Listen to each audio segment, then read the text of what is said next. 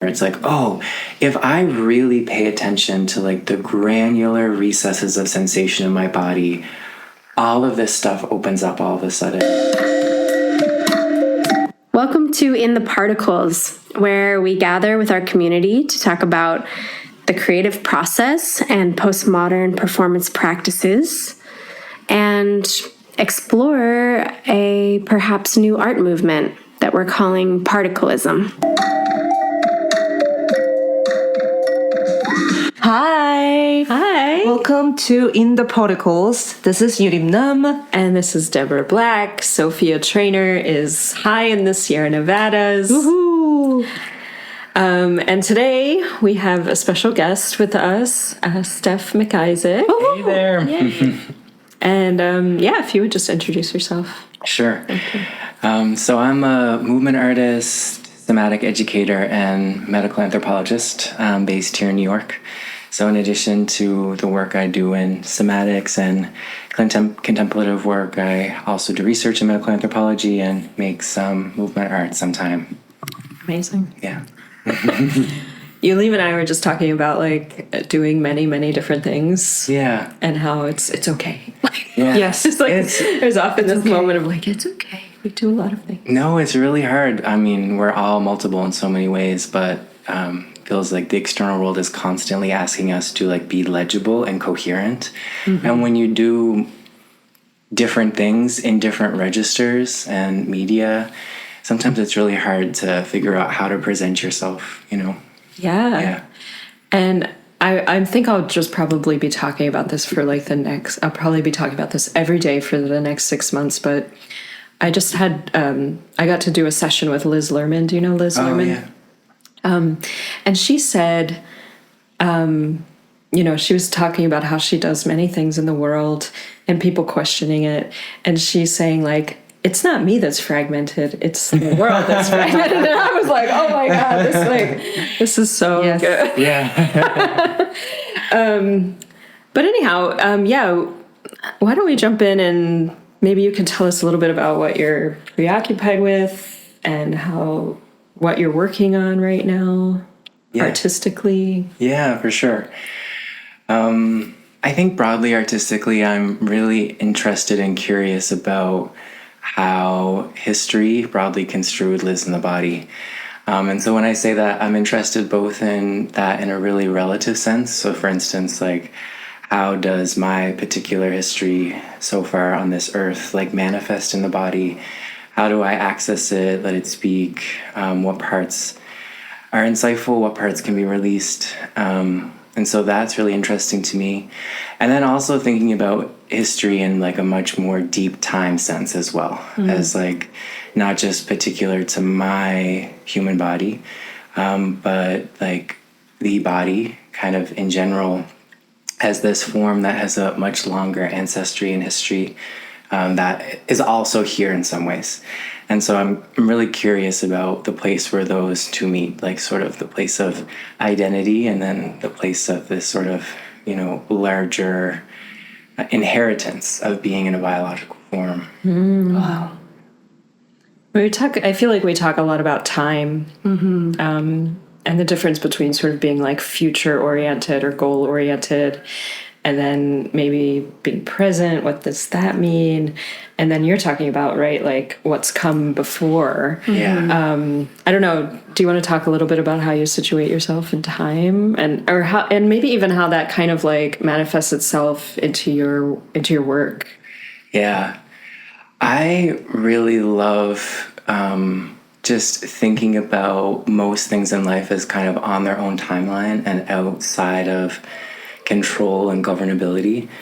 So I think like so much of what we do in relation to time really has this kind of sense that we can sort of control, measure, and manage time. And as I deepen with somatic practice, deepen in movement research in various kinds of ways, what I learn over and over again is that these, things are sort of on their own timeline and present themselves in the most surprising ways at the most surprising times. And so in a kind of really specific practical sense, I love playing with spliced temporality in performance. And the work that I'm doing right now is really building on how do you do overlays of time on stage in ways that are actually legible and interesting, but also mysterious at the same time. But yeah, and sort of really honoring this sense that, things are on their own timeline and emerge kind of in their own way. Yeah. Can you tell us a little bit, like you said, spliced temporalities? Can you just describe maybe a moment from a piece that you've made? What does that look like or sound like or feel like? Yeah. So this piece that I've been working on for about maybe 2 years now, it's called Please. And it is centers around this one woman named Rita who discovers Melanie Beattie's classic recovery book from 1986 called Codependent No More. And the piece follows her recovery journey across 3 time cuts in 1986, 88, and 90. And right now, the way the piece has been sort of performed is in progress and in research right now, is that the 3 different Ritas are being portrayed by 3 different movers. But all 3 Ritas are on stage at the same time. So for instance, Rita 1988, which I sort of have envisioned as this sort of super intense punk rock Rita who is really at the point in recovery where she's dealing with anger, that she has 1986 Rita there who is quite repressed and confused and not sure what's going on, as well as a later Rita that has developed a little bit more equanimity but also fierceness. And so all 3 versions of her are on stage at the same time. And like in 3 different bodies. In 3 different bodies, okay. Yeah, in 3 different bodies who are and it's what I'm playing with movement-wise is sort of how to portray the way that future versions of ourselves and past versions of ourselves both support and inhibit us in various kinds of ways. And curious about that playing out. So yeah, I'm really interested in, what is it like to have the same person but in 3 different times kind of co-present on stage as a way of talking about generational addiction and recovery and all of those things. And it's mostly a movement piece. Is there sound? Yeah, so I've been working with a dear friend and wonderful actor named Casey Pfeiffer, who is, at least for the first work in progress, did the voiceover for me. So in the first iteration, Rita 1986, she's really... a lot of the movement is actually set to this sort of unending stream of thoughts in her head. And you really sort of hear that. And then part of the structure of the piece is that the thinking gets less and less, or the thinking gets a lot less sort of linear and is interrupted a lot more. So the soundscape, includes text, I guess, in that way, which is very, I think, hopefully very clearly, thoughts in the head, but then get to start playing with, as we sort of begin to integrate ourselves more and begin to find our center through recovery more, the interesting way that thought can sometimes play a much less prominent role, but also how thought gets interrupted in various kinds of other ways. So I'm also playing with that. Yeah. Can I just ask, why that story? What made you choose this? Yeah. So part of it is in some ways very personal, which is, going through my own recovery journey and Melanie Beattie's work at one point. I remember just sort of being at a very early stage and sort of literally putting things in Google, these are things that I think and do and seeing what comes up. And one of the first things that came up was sort of, I think a Healthline article about codependency. And I was oh, what is this sort of thing? And then I started exploring that more. And part of me, so there's part of me that was full in just sort of, this is really helpful way of contextualizing myself and my family and so many things that have been hard to sort of coalesce. But then also as a medical anthropologist, I became really interested at that point in the genre of self-help and sort of the different kind of rhetorical strategies that are used in the self-help genre. And just this larger sense that self-help, I think there's this movement towards self-help that, is trying to sort of destigmatize and is sort of untangle us from shame. So it means like if you feel like you have something going on, you can go to like the bookstore or Amazon and like get this book and read on your own about this thing that you might not want to talk about. And so there's that way that it becomes accessible. And then also there's a sense of self-help that can be also like, and you're also doing it on your own. And it can be kind of individuating in different ways as well. So I just became really interested in what is this thing that, is both at once like making something accessible and also sort of still saying that we might have to do some things on our own, or it's only acceptable to do them on our own. And that is really part of the piece, that sort of larger, quite critical question around what does self-help enable, and then at what point do we move beyond, like, quote unquote, a self-help genre toward, relationship, other people, actual support, and actually taking sort of risk and vulnerability and saying, like, this is what's going on with me. This is how I, these are the struggles I have. And then we move to that level of compassion and vulnerability. So that's also part of the arc of the piece as well. Oh, cool. Yeah. I saw the performance. Oh, yeah. Yes. Youlim was Almost there. Yeah, I was there, so don't get jealous. Anything you want to say about being an audience member? Well, it was amazing to see the transformative moments as he was telling the three different bodies, and just I don't know, I was just so in it. So, and I guess my favorite part was at the very beginning, the punk rock. He was in it, and I was like, wow, Steph, I never seen you like this before. You're amazing. Yeah, so it starts, each of the three sections start with a like really classic lip sync. And part of what I really wanted to do there was to like really lean into that sense of like singing in the mirror or singing in the car where you're by yourself, and like you're just so overly dramatic and over the top and just like kind of let everything out in the release that's possible there. Also is something that often happens in drag art, but doesn't often happen in something like contemporary dance, where that sort of element of like kind of really, just like total silliness that otherwise might seem sort of like cringy in some ways, actually gets to come out. And then I love playing with that really kind of overly dramatized energy with then really sinking into something like real and deep in the body and putting those right next to each other. So it's like you're up here and you're in this place that feels somewhat familiar and energetic, and then all of a sudden, like after the lip sync ends, then Rita like falls to the floor and begins shaking for minutes on end in front of the audience. So it sort of like transitions really quickly, and I love playing with that, the boundary between those two things. Yeah, I have to mention that I loved the story as well, but I have to say, like, Steph is such an amazing performer. I think he's just naturally talented. So I'm curious about also your, I don't know, preparation before going on stage. Also, recently he performed my short play, and then I was just so amazed by how he's just doing it. Like, I'm really curious to hear about your preparation or any perspective or mindset as a performer. Yeah. So with that work in progress that I did earlier in the year with Please, that the lead up to that was, because the movement research for that was very, very personal. And so a lot of it was based in like spending hours and hours in the studio, like sort of asking the question that we started with, right? Which, like, how does this live in my body? And sort of creating different scores for myself.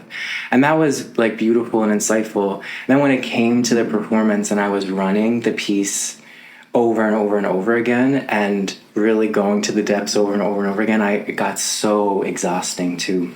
To like the days before I really had to take a break, because I'm not just sort of like performing something that was set on me. I'm like performing something that's like taken a lot of archaeology in my own body with, and I think it's really, it's in some ways the simplest thing in the world and also the hardest thing, which is having a practice of returning to the center or returning to the present, presence in general, we were gonna talk a bit about the relationship that I have between meditation and performing, and that is like the central practice, I would say, which is really interesting for me because I love movement and I come alive in movement and have found myself in movement in so many ways.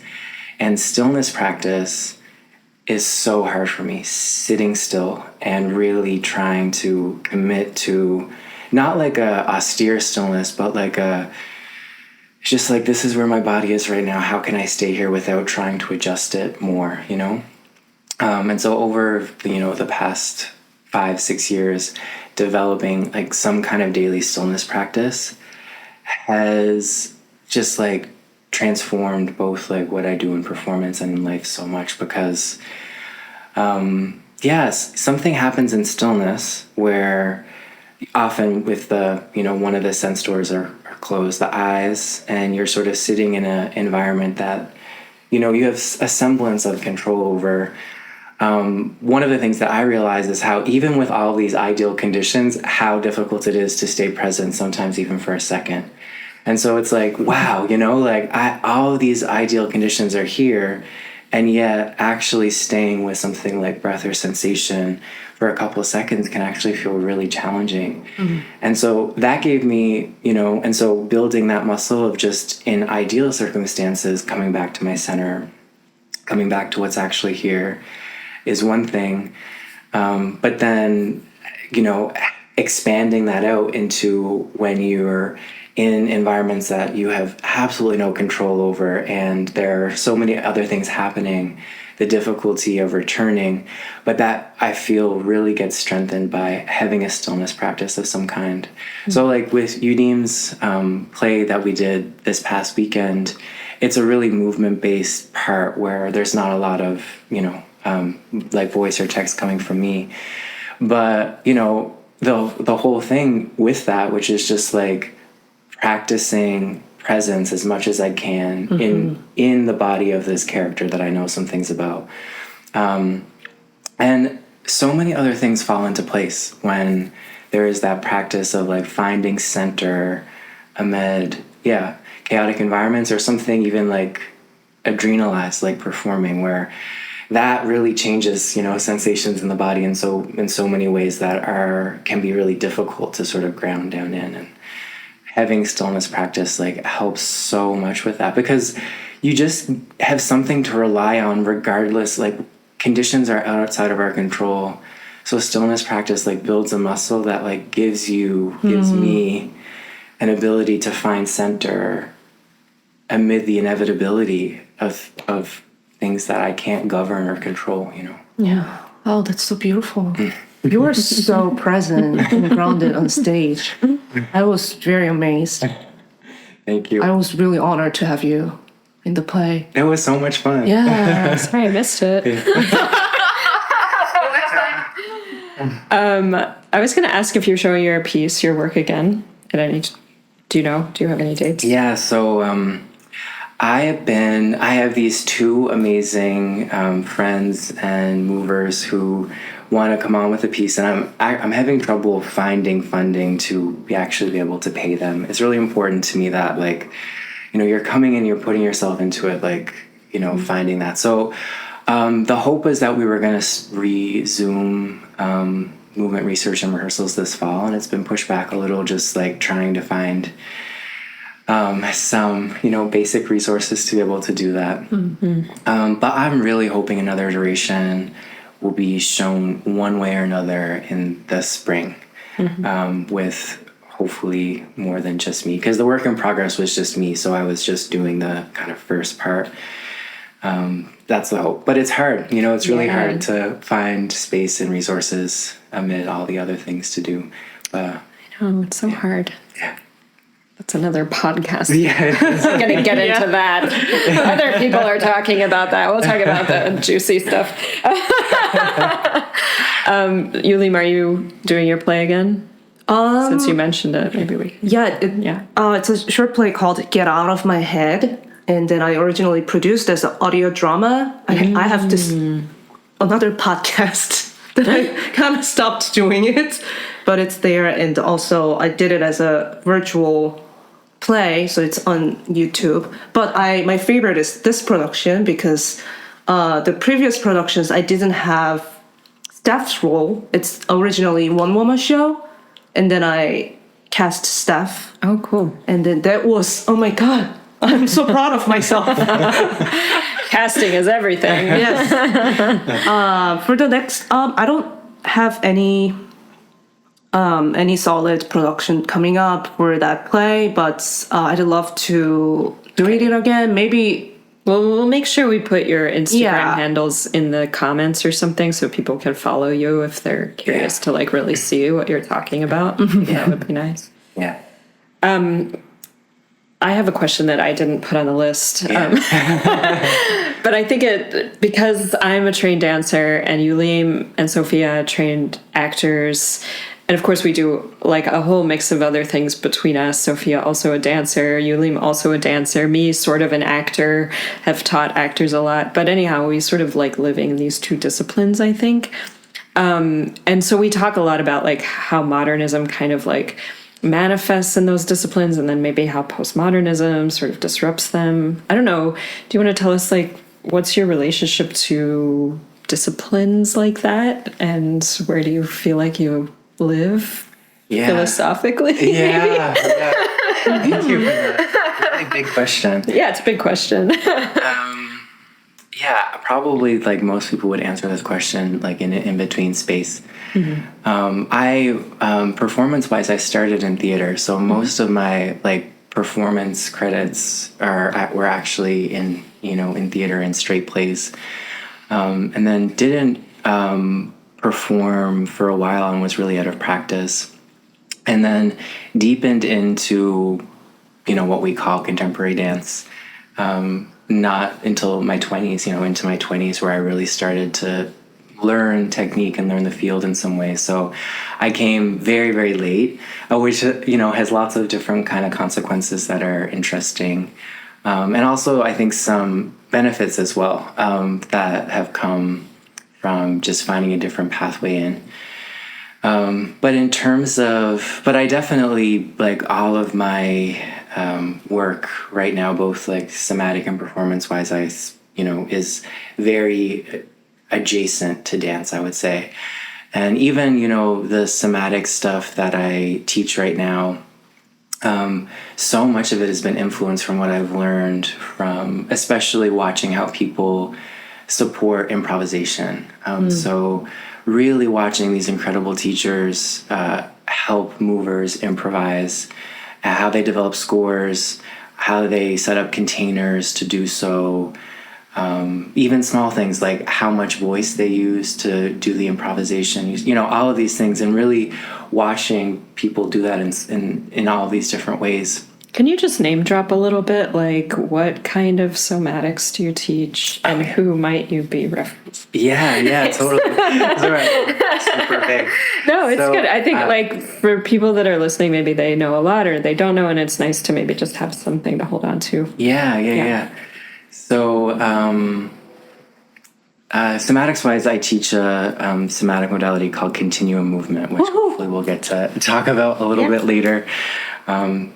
And dance-wise, I have a few teachers that really taught me some stuff. Hannah Wieselowski, who was a long-term student of both Kathleen Hermsdorf and Deborah Hay. And so while I never learned from Hermsdorf and have learned a little bit from Hay, so much, I feels like, in terms of dance lineages, like it feels like there are these people who live in my body, even though I didn't meet them, Also, Allie James, also, comes through Hermsdorf in various kinds of ways, but also very influenced by, for instance, like house dance, which is so in my body in interesting ways through contemporary dance. And then someone who like is really meaningful to me, and maybe two more people who really taught me some foundational things that come through are Deb Goff. Really just showed me how you can do technique in a really kind way, I guess I would say. And I'm so grateful to what she taught me in terms of like how technique can be, this path can teach us pathways for using our bodies to do what we want to do, rather than this sort of sedimented way of like, this is how you do things. But it's more like, this is a way of seeing your body so you can do whatever you want with your body. And that was so cool to see. And also Kimani Fallon really taught me a lot about composing. So I think those 4 people are very near and dear to me. Oh, yes, dance-wise. Great, thanks for that. Did you finish answering the question about like? If you want to talk any about modern, postmodern, or anything like that. Yeah. Maybe just a little. Like, there's so many parts of. I mean, I feel like probably all 3 of us would have a different answer to say, like, what is postmodern dance and what does that sort of include. But I think for me, like, at its very basic basis, what it does is it sort of moves away from, the modernist emphasis on both, like, technique, even though that was, technique and storytelling, I guess, in some ways, or overt narrative with regards to dance, and moves into the realm of the, maybe we'd call like pedestrian, and also the realm of really honoring the insight and wisdom of the body as the driver of composition. And so for me, that's sort of like, that's what really defines postmodern dance. It's like, no, we really, really follow the body first and foremost and see what comes out of that. And then that looks so many different ways, right? And this thing that we call contemporary dance is very varied and diverse. But I think that part for me is like the one that really sticks. It's like, honor the body, everything else follows. Yeah. Yeah. Yes. I mean, I could talk on and on about that, but and so for me, that part, that definitely means that as a maker, I'm very, very within that sort of realm. So you work in that philosophy of like, I'm going to follow my body, see kind of like what wants to come out. Yeah. But it sounds like you're also asking these questions, right, about identity, history, all of that too, right? So and so yeah, exactly. And so for me also, because I feel like when we go to that place in postmodern dance, we like incredible work is created, and we should probably we'll talk about this when we talk about Overlie and in the particles, but about like the question of abstraction that happens when we go really deep in the body. And then part of me is just really interested, like I said before, about juxtaposing like the most like on the nose, non-abstract things with movement that's based in abstraction in that way. And so I don't know what that makes me, but it's like I'm actually really interested in like putting them right next to each other and not just having one or the other. Yeah. Well, if I could say, what you're speaking to, I mean, juxtaposition is definitely a tenet of postmodern in my camp or in my mind. For sure, absolutely. And also this idea of both and, not either or, right? Either or, very limiting. You don't just have to be doing beautiful movement to be a postmodern dancer, right? That there's actually, just as we began today, like multiplicity is actually the truth of it all. Yeah. Totally. So why not put things next to each other? And Mary Overlie, there were a few exercises she would often give in classes where she would ask people to make up like a series of movements that were all very different from one another, and then put them with somebody else's movements that are all different from one another and see what happens, right? And she called it arcing, that there's like an arcing. Sorry, I'm putting my fingertips together in front of my chin. Arcing refers to the tungsten light bulb, right? Mm-hmm. So there's 2 metal filaments. They don't actually touch, but that's an old-fashioned light bulb. When you turn it on, they do this. They meet each other with kind of like fire, electricity goes across. So she was really looking for like, when do I put 2 things next to each other and they start to like become something, right? They kind of like say something that's more than those 2 things together. It's like kind of defying mathematics. So for sure, then I guess you're a postmodernist. No, I'm gonna give you a card. Juxtaposition. Both and. Yeah, do you want to talk a little bit? We've touched a little bit on it, but continuum, meditation, anything else you want to say in regards to how that informs you? Yeah. Continuum in particular, for people who don't know, Continuum is this somatic method that was created by Emily Conrad in the late 1960s. And Conrad was a dancer based here in New York City. She danced with Catherine Dunham and Pearl Primus and Seville Fort. And through really being in this place where something like Afro-Caribbean movement and modern dance was being melded in this really interesting way in mid-century, she spent years in Haiti, so choreographing and dancing in Haiti, and then came back and started to sort of explore this in-between space, in between what she was learning in terms of sort of dance and composition, but then also how do we have larger inquiries about ourselves and life in relation to that? That we're not just inquiring for the sake of performance, or toward the end of performance, but we're actually using these methods as a much larger inquiry into, questions that we all have in some way, whether conscious or not, I think. And so she developed this method that's really based in varying our breath by using sound. So we use these different vocalizations. And for her, one of the things that does is it's sort of the sound that we make, as well as the sound that we get from other people, sort of has this effect of shifting the body system just a little bit, and almost like this sort of gentle kind of shift or disruption that allows maybe some kind of opening to happen. And from there, we follow intuitive movement, often around a kind of, inquiry that we might have. And so for me, that's been, it's been such a beautiful bridge between all of these things, because in addition to the meditation, practice, Continuum is so helpful, like in the studio making, when you're there for like multiple hours and you're boring yourself to death and you can't make any decisions and everything just sucks, and then I like lie down in a dive, which is what we call our movement practice in Continuum, and all of a sudden can connect to freshness almost immediately. And I think that's one of the things that does it, like connects us to the freshness that's already here, but that's just hard to access when we're so in the cognitive space. So and Continuum also just has this long-standing creative lineage, that was there from the beginning and there to the end, in various ways. So it's just this beautiful place for me.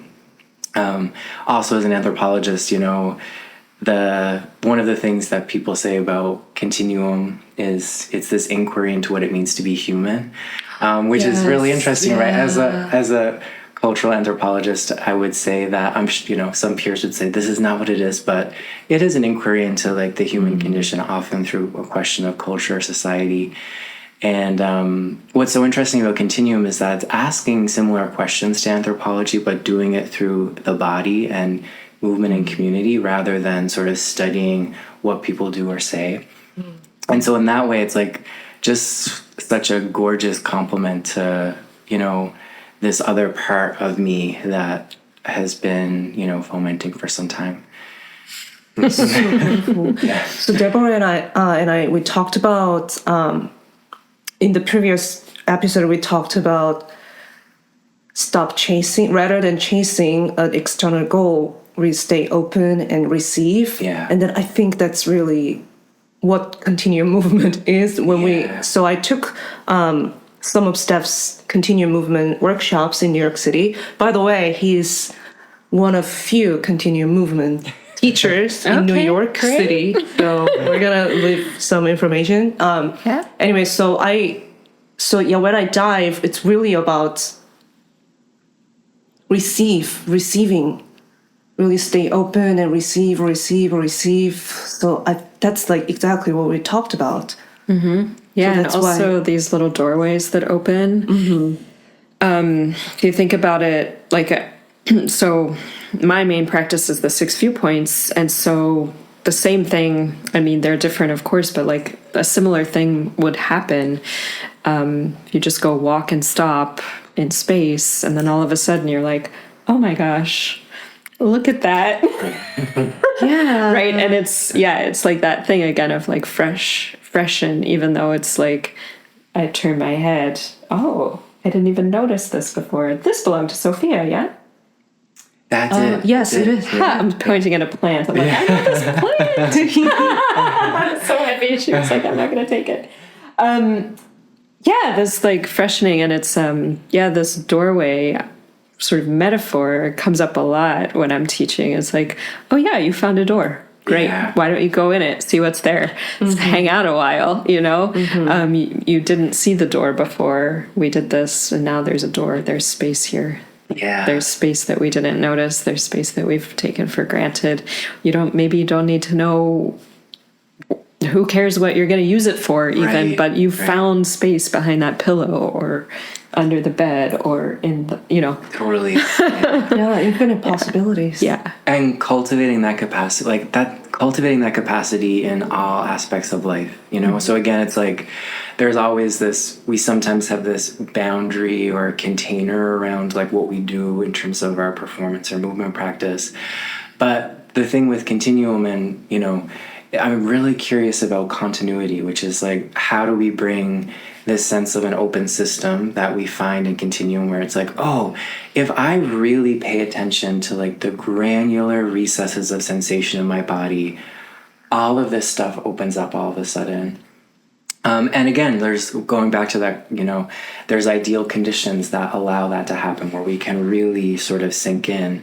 And then what is the possibility of that continuity of like, that happens there, and it's actually available all of the time, right? So how do we cultivate a sense of an open system in the course of life as well? Because it's so easy to like be so here in like a continuum dive, or in the middle of an improvisational score, and it's just like everything opens up. Then the minute it's over, it's like everything shuts down. We go back to like closed system, and that happens to me at least, And so, what is the possibility for continuity there? Yeah. That's a great question. Maybe we should do a retreat or Totally. try that. Yeah, who wants to come with us? I was going to ask, what kind of meditation do you do? Yeah. So I practice in community, and am also learning to become a teacher as well in the Insight tradition. So that is based in early canonical Buddhism, the Theravadan tradition, that has been translated as Insight and often manifests. People often know it through sort of Vipassana like retreats. So that's the tradition that I practice and I'm learning to teach in now. Great. Yeah. I used to do Vipassana too. Yeah. Yeah, 10-day silent retreats. yes. Yeah. Yes. I don't know if it's okay. I'd love to ask you about you just did 20 days silence retreats. Yeah. If you want to like just talk about briefly, like. Yeah. The kind of same thing holds for what I was saying before, just on a maybe a more sustained level, which is 20 days in silence is really hard, I would say, and that actually is very, very short for a lot of practitioners. 20 days is like a drop of the hat. Like it's not really a big sort of deal at all. But a lot of difficulty arises just sort of being with yourself for that period of time. And what's amazing about it is that like the kind of being able to persevere through the challenge and still come back to find your center, it just builds this capacity that with regard to that question of continuity, it's so obvious that like all of the messiness and chaos of life obviously doesn't go away, but that time spent really intentionally just coming back to the center, coming back to the center, coming back to the center. It just, for me, what I see in my life, and not all the time, but that there is this,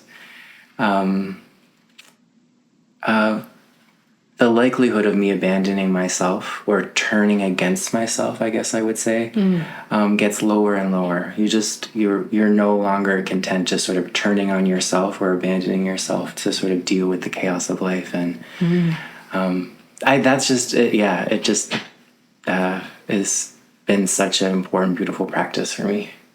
I mean, that's like, I don't even know if there's a word to describe that, but it feels similar to what Youlim and I were talking about earlier in the earlier episode of, having a practice where you actually get to experience things. Yeah. It makes you also enjoy your life. Yeah. Yes. Yeah. I mean, thinking of philosophy as like, so simply, so much of Western philosophy is about finding happiness, right? Mm-hmm. Yeah.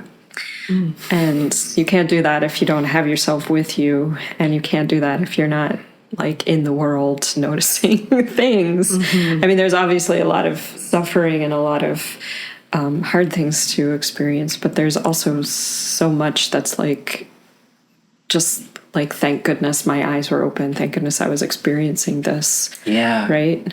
Yeah. And there's just, I mean, especially, having been in academia for like many years, 15 years or so, I guess, overall, there's like a really big kind of skepticism and hesitation with regards to contemplative practice there, especially in the like progressive humanistic social sciences, where there's this sense of individual contemplative practice is just that, it's individualistic, and it sort of cultivates this sort of navel-gazing sense that we're not actually sort of in the world. And it can never be objective, right? Yeah. And that's the problem. I got really schooled on that like a couple of weeks ago, where I was like, well, why is the body more and the blah, blah, blah, and the da-da-da? And it's like, well, because it's not objective. It's a subjective thing, and how can we measure it, right? Is that what you came up against? Like that part, and then also just this sense that we're looking inward too much, and we're not looking outward at structural inequity and like the way things are in the world. Yeah. And so it's that part, right, that I always definitely struggled with and stayed in the closet with contemplative practice for many years because of that. And the more and more I practice, coming back to my center and being with myself, like it's such a relational practice, even though we're working with our own stuff.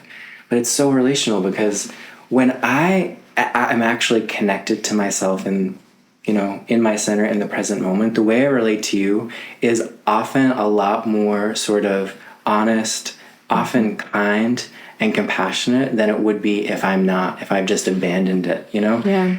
And so for me, it's like, and of course, then there's times when we are really looking outward and seeing what we can do in terms of, changing things that actually exist in the world. But contemplative practice, it's such a important, beautiful complement for like being actually able to do that work in a way that is just really it's another like both and why is it live in the world as an either or as much as academics want to say that that it's all about complexity and ambiguity. I found a lot of dualism in the academy, maybe especially among people who love the ambiguity and complexity. There is like good, bad, right, wrong that's often not necessarily spoken about, but is very there. Oh yeah, it's the invisible curriculum there. Yeah, and I really had to reckon with how dualistic I had become through years of study. It was like, what? Years of study and teaching in this way, I became so dualistic. Like, this is the way, this is how it goes, this is what it's like, this is, and contemplative practice and movement research, all the stuff we're talking about just so brings me much more to a non-dual place where I can hold opposing things together without having to reconcile them. Yes. And and it's like such a more spacious place to live. Yeah. It's such a better place to live than like, this is the way it is in this You house. heard it here first, everyone. So would you say dualistic is more like modernism perspective, and non-dualistic it's postmodernism perspective? I would say yes. Classically, Yeah. subject object. Yeah. Differentiation of subject object is like classic, modernism, kind of across the board, and the ability, this sort of non-dual place of not differentiating subject objects so fully, and being in that place of non-duality is so Pomo. I would say. You're so reminding me of like something that is so pervasive in dance is that the people study Laban, and and it's based in dualism, and it's like presented as dualist from the beginning. Yeah. And when I took a Laban class in grad school, I was just like shocked. I was honestly shocked. I was like, wait, we're not going to think critically about this? It was like, no, you're balanced, you're not balanced. It's a system. It's a system. Yeah, it's a closed system. And so I was like, okay, how, because a lot of people ask me what's the difference between Laban and the viewpoints, because they share some language like shape and space and time specifically. And I was like, well, I don't know much about Laban, so I'm not sure. And so when I took this class, I was like, oh, it's very clear to me now. This is dualist and this is non-dualist. And I was able to write about it. And I don't know, my teacher probably thought I was crazy because she's like a Laban expert. And I was like, this is it. It's so simple. It's just like, yeah, we don't do that in the 6 viewpoints. We don't treat the materials as like this or that or not. Like, no, actually, space might be shaped to you one day, and it's okay. Yeah. You didn't do it wrong. Yeah. Can you briefly explain about what is Laban? Oh, sorry, Laban. Rudolf Laban. It's a system of analyzing movement that a lot of. It's also kind of a physical thing, but he didn't do actually that much physical stuff.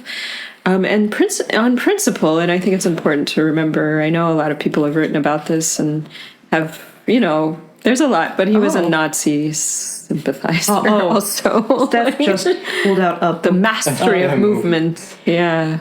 And it's, and I think a lot of ways very useful, simplifies a lot of things, can make a lot of education, dance education for children is based in this. Yeah.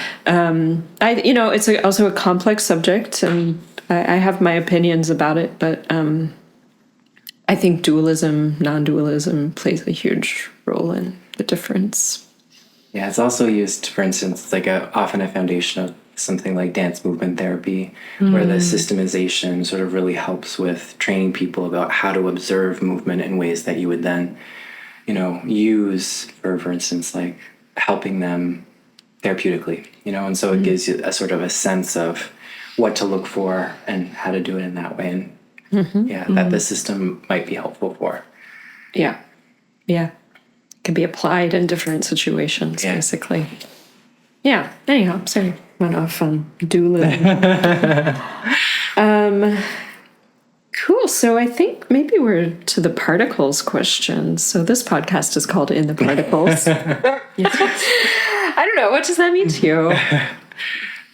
We've already, I feel like touched on it a bit in various kinds of ways indirectly, but my understanding of In the Particles is moving in toward the body at the most, at the finest or most refined level in some ways. And I think I say the body because that's where it starts with. So the idea of In the Particles, that if we think about the body as at the level of the atom or the molecule, or even an organelle or a cell is increasingly big, that if we understand it as this complex, ever-changing composite of something at the atomic level, then there is all of this incredible possibility and openness available,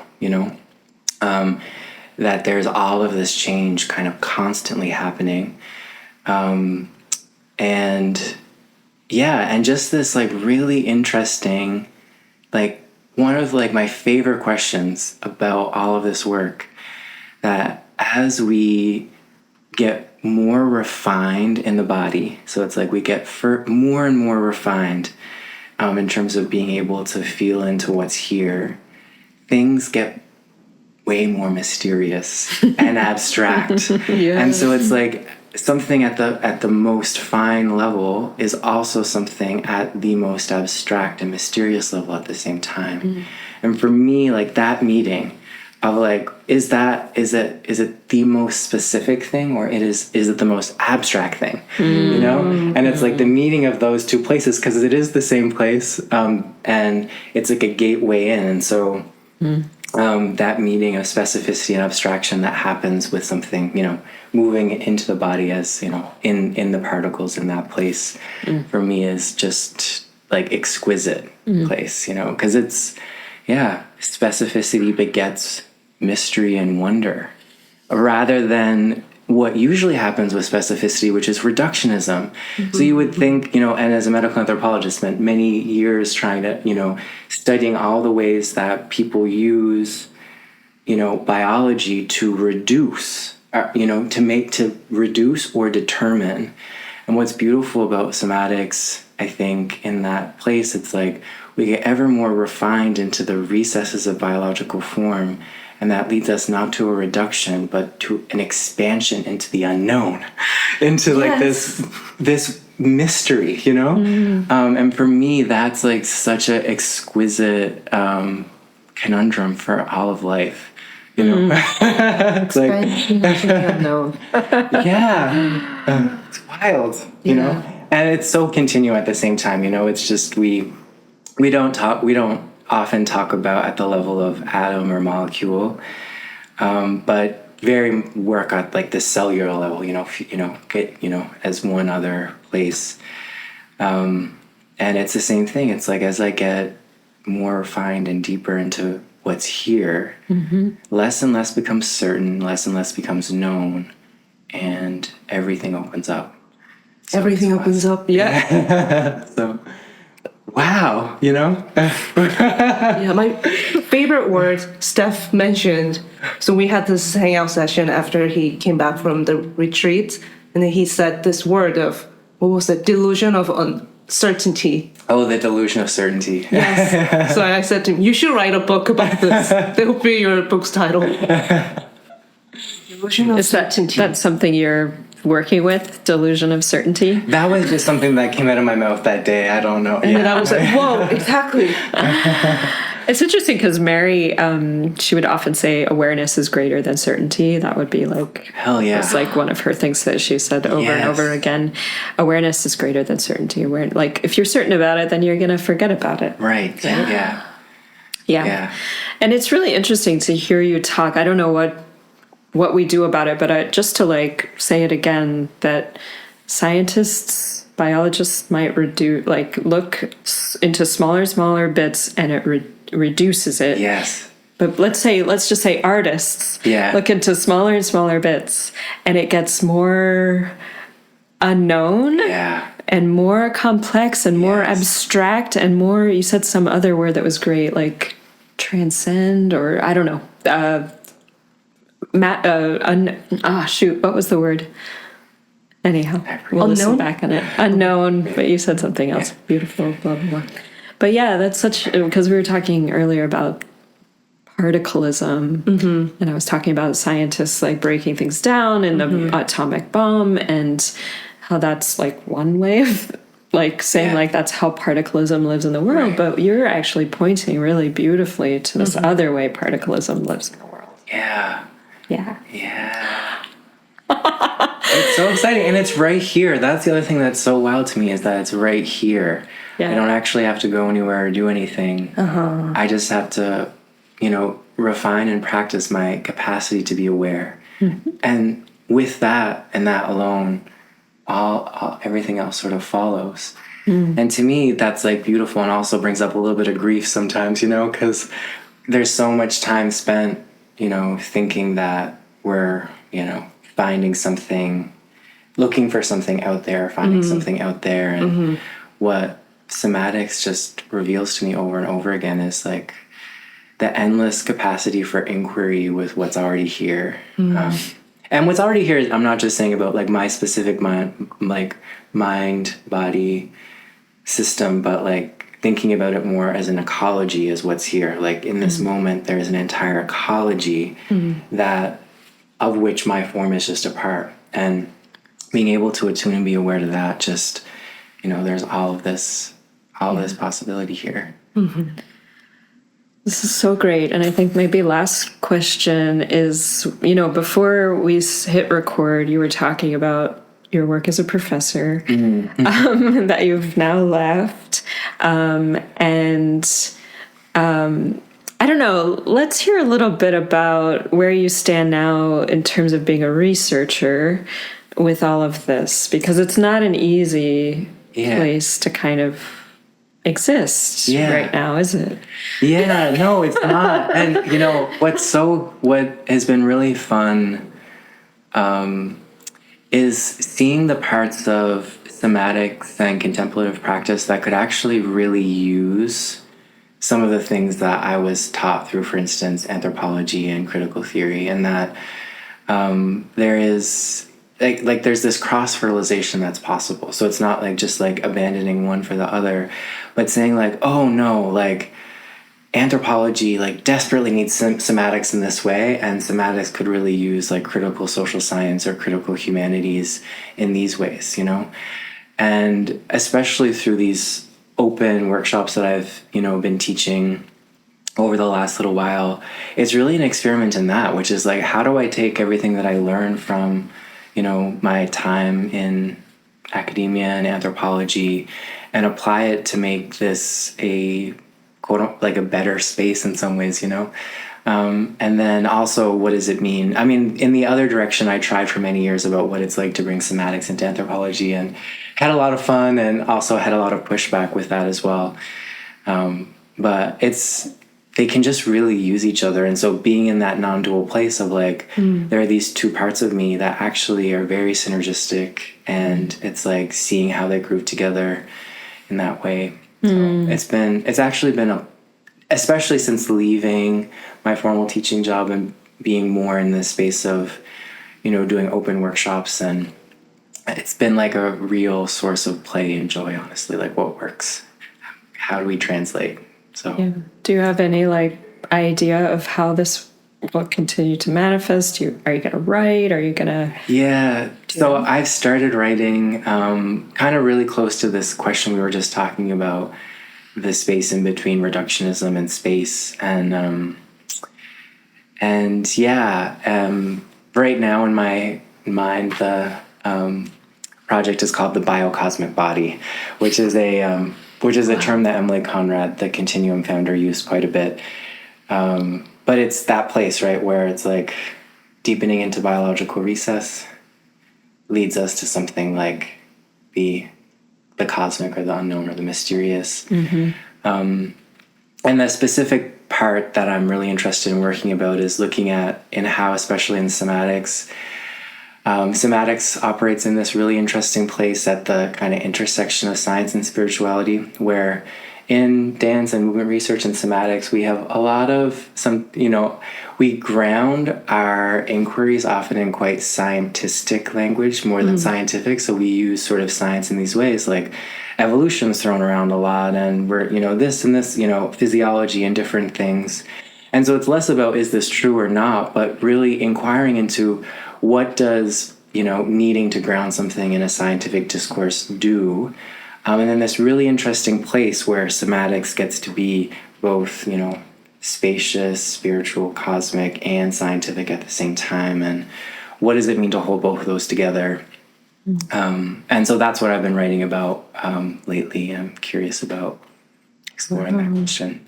Cool. Well, we'll have to do another interview in a year or two. Yeah. Hear about where you've gone with it. You want to ask us questions? A question before we end? Well, I kind of want to ask you both. I mean, maybe you've already answered this on the podcast, but what in the particles is for you? Yeah. Well, now it's your thing. Yeah, I mean, it's definitely came from Mary. It's not a word, right? Particalism is not a word. it's always a typo. But she wrote it down, and it's published in her book. And Sophia really wanted to follow that idea. And so the piece we made last year, which you were both in. So particleist. We were particleists. Particleists, so you were actors of particleism. No, I think we hit it like right on the head today, honestly. Like I mean, we'll see what other people say. I might just keep like expanding so the definition keeps evolving and growing. But no, that's so beautiful, the difference between science and art. Maybe that was, yeah. Well, for me, we talked about this in earlier episodes, but for me, particleism encourages me to embrace the present moment. Yeah.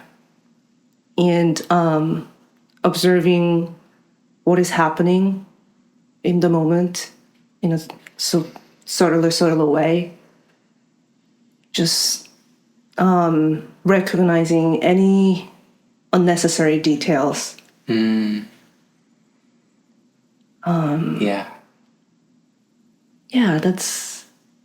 then just stay open to infinite possibilities, as you mentioned. Yeah. I'm so passionate about particleism. Yay! Thank you so much. Thank you both for having me.